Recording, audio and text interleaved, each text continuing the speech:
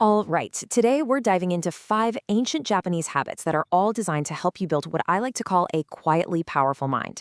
It's really all about mastering your own internal world instead of just constantly reacting to everything happening on the outside. It's a fascinating thought, isn't it? Our world seems to reward the loudest person, the one constantly chasing attention. But real, genuine strength, that often operates in silence. So we're going to explore exactly how that quiet power is built. So, why does this whole idea of quiet power feel so relevant right now? Well, if you're like me, you probably feel mentally exhausted by the constant noise of modern life. In this first part, we're going to explore a really crucial distinction: the difference between the kind of power you chase and the kind of power you build. Okay, so take a look at this comparison because it really gets to the heart of it. Loud power, that runs on external validation. The dopamine rush, the public applause. It's totally motivation driven, which means it can be super unreliable. But quiet power, that's all internal. It's fueled by logic and consistency, and it leads to something psychologists call automaticity, which is basically acting effectively without needing to feel like it. And that right there, that brings us to the core idea of this entire explainer. We're not aiming for these fleeting moments of motivation that come and go. No, the goal is to build a mind that operates on a system of automatic, powerful habits. So how in the world do we start building a system like that? Well, our very first habit is an incredibly powerful one that can completely rewire how you approach making progress.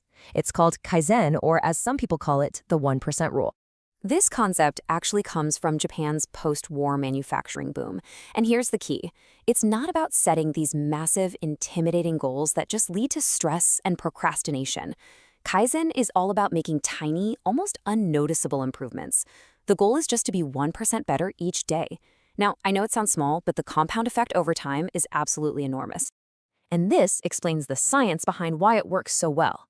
Big goals can be completely overwhelming, but achieving a tiny goal, that gives your brain a small, sustainable hit of dopamine. It's a reward system that keeps you going for the long term instead of just burning you out. This one change shifts absolutely everything. You move away from being reactive, waking up and just hoping you feel motivated, to being proactive. You are no longer a victim of your daily moods or your energy levels. Instead, you start building an identity.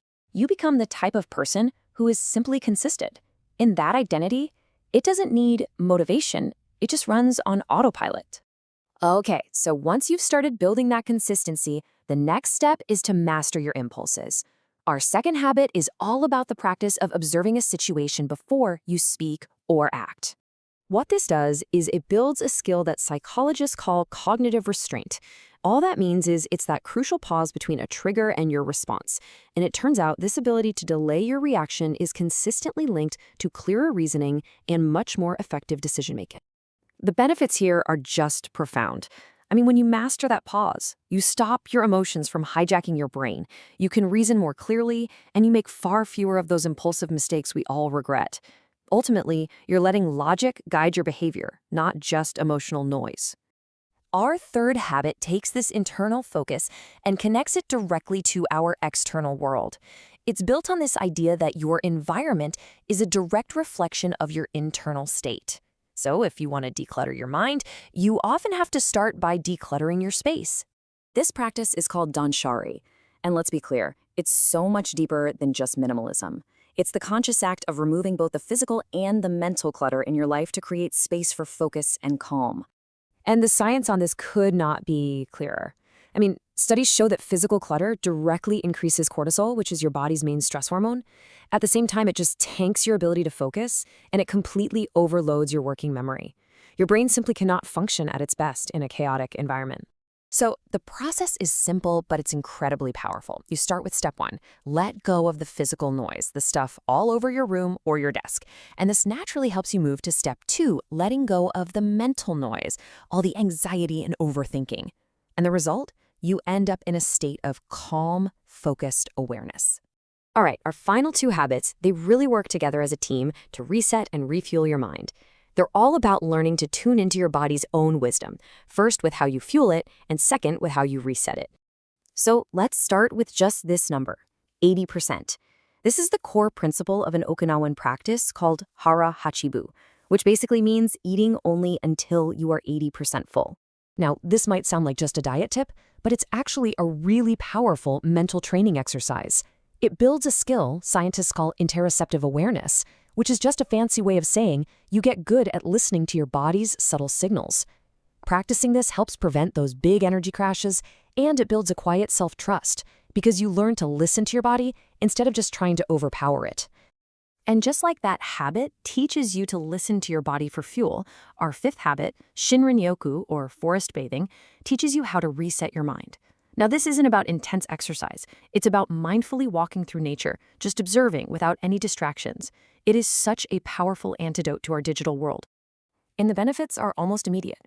Forest bathing actually activates your parasympathetic nervous system. That's your body's rest and digest mode. It lowers stress hormones, it gives you emotional clarity, and it boosts your overall sense of well-being, helping you get back to that state of internal validation. So, we've walked through 5 really powerful habits for building a quiet mind. But what's the end game here? What is the ultimate discipline that we're really aiming for with all this?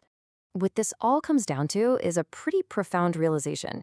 These habits, Kaizen, cognitive restraint, Danshari, they're not just little life hacks. They are systems. They're systems for gaining control over the one thing that truly matters, your own mind. That is the ultimate discipline. In the end, these habits allow you to move in silence and let your actions speak for you. So I'll just leave you with this one question to think about. Right now, in your life, your results are already